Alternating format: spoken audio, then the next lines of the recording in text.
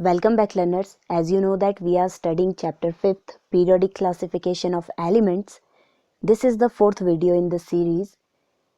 Previously we have studied the earlier attempts at classification of element. Now we will study the modern periodic table. Students, in year 1913, Henry Moseley showed that atomic number of an element is more fundamental property. On this basis, he modified Mendeleev's periodic law. Actually, his law was physical and chemical properties of an element are periodic function of their atomic masses. Just because Mendeleev was classifying elements on the basis of their increasing atomic mass. Later on, now presently, the modern periodic law is property of element are periodic function of their atomic number. Okay, this is our modern periodic law. So when the elements are arranged in increasing order of their atomic number, the obtained table is called modern periodic table. So, here it is. This is our modern periodic table.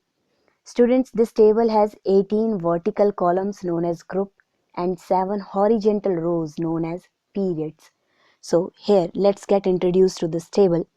You can see clearly here 18 groups they are present, and you can see these are the periods which are 7 in number. Now the group 1, which involves lithium, sodium, potassium, rubidium, cesium and francium. This is the group 1. They are known as alkali metals. Just because students they are oxides when reacts with water, and even when they react with water they form water soluble base. That's why they got this name. The next group, the second group, which involves beryllium, magnesium, calcium, strontium, barium and radium. This group is known as alkaline earth metals. For the same reason they are called alkali, and just because they are found in earth crust, that's why they got this name earth metals. Okay. Now this 13th group, it's known as boron family. It involves boron, aluminium, gallium, indium, thallium. Okay, so these elements should be in focus. And lastly, nihonium. Next is 14th group known as carbon family. Then 15th group known as nitrogen family. 16th group, oxygen family, and also known as chalcogens. Then 17th group, that is very important, it's halogen. It involves fluorine, chlorine, bromine, iodine, astatine. Okay, so these elements are part of 17th group. Lastly, 18th group, which is also known as noble gases, inert group and even zero group. So these are the gases which are non-reactive in nature. That's why we say them noble. They are helium, neon, argon, krypton, xenon, radon. Okay, so this was a general introduction to it.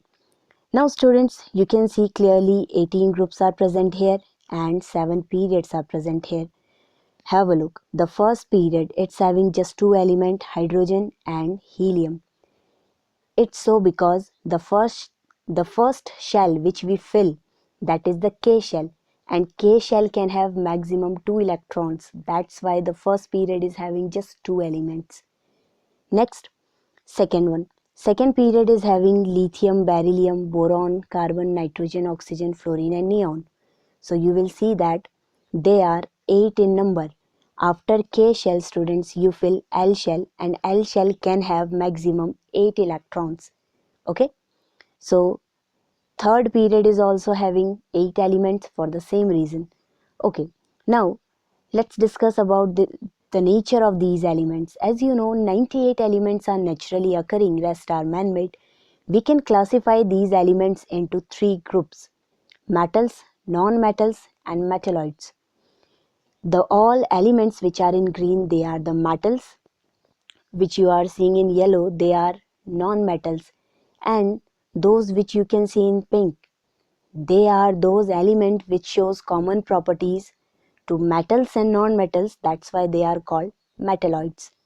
Now students, this was the modern periodic table, and now onwards we will study more about it. Okay, so some anomalies of Mendeleev periodic table will be solved by us by discussing the modern periodic table. First of all, here you can see, and we have already discussed that 18 vertical column, they are called the groups, and 7 horizontal rows, they are the periods. Let's discuss about the position of hydrogen. You all know that it was limitation of Mendeleev's periodic table that he wasn't able to assign a proper position to hydrogen. So let's see what the modern periodic table has. Students, the position of hydrogen you can see clearly is just period 1. Hydrogen has been given period 1. Some periodic table printed on the top of first group, otherwise some other periodic table place it at the middle. So hydrogen has been given just period 1 and no group. We all know that hydrogen is having common property to the first group elements as well as to the halogens, which are the 17th group elements. That's why you can say it's still a limitation of modern periodic table. Okay, so this was it. Let's move. Okay, second thing, position of other elements.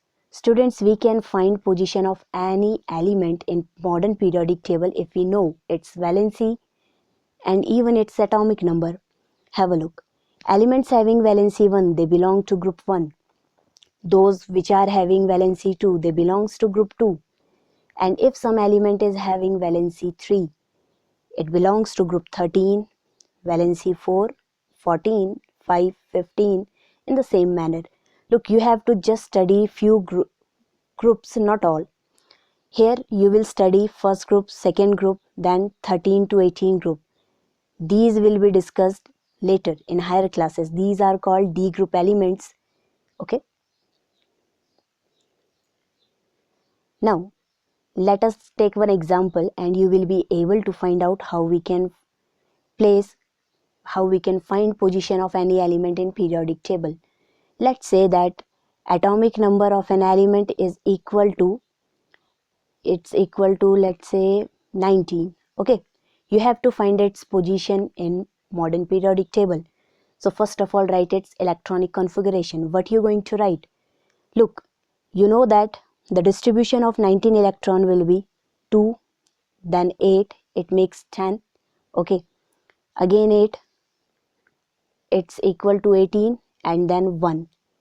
This is K shell, L shell, M shell, and N shell. Now, pay attention. In how many shell you fill the electron? 4. That's why the number of period equals 4. It belongs to fourth period. Okay. Secondly, let us find the number of valence electron. The outermost shell electron are called the valence electron, and that is 1. That's why this element belongs to group 1 and its name is potassium. Okay, it must be clear to all of you. Let's take some more example. Now let's say that we are having an element with atomic number equal to 20. First of all, we have to write the electronic configuration. That will be 2, 8, 8. Okay, here you can see these are 18, then next is just 2. So in how many shell we placed electron? In 4 shell. That's why the period it belonged to, that is the fourth period. Okay, outermost electron are 2, valence, we can say valence electrons are 2, that's why it belongs to group second. So let's take some more example. It must be clear to all, and this element is calcium. Now students, if I say there is one element with atomic number, let's say 17. Okay, Z equal 17. First of all, write the electronic configuration. That will be 2, 8. Look, 2 and 8 forms 10. Then just 7 more. Okay, K shell, L shell, and M shell. In how many shell we filled the electron? You will give answer as 3.